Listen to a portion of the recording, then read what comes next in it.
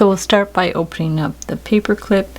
You can just go very slowly and push out the kinks with your hand, or you can get some flat pliers.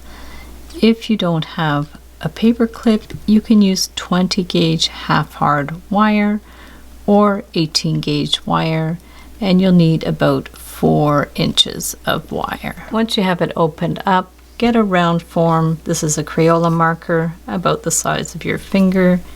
Bring this back around so this part is slightly centered. If your finger is bigger, hold it loosely. If your finger is smaller, push it in a bit.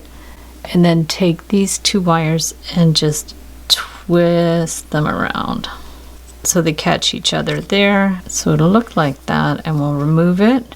And from here we could just make little spirals. So we're just going to take the end, make a little loop, and do the same on this side. Take the end, make a little loop. You can also get your flat pliers and just twist that around, and this one too, twist it around, and there you have your cute little pinky ring. If you want the ring to be bigger, just remove it from the round form. Check the size that you want. And if this is in the good position, at about the center point, we're going to bend one of them one way, hook that underneath, and bend the other one that way.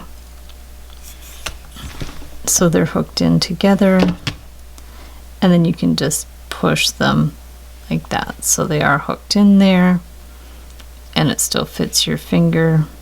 From here, if you want to put on some beads, you can just stick a 6mm bead on there. Then we'll take our round pliers and twist that to hold it in place.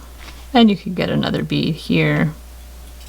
And again, take the end and twist it in place. And this you can adjust how you like, and that'll just stay on there. And there you have your super fun, simple beaded paperclip ring.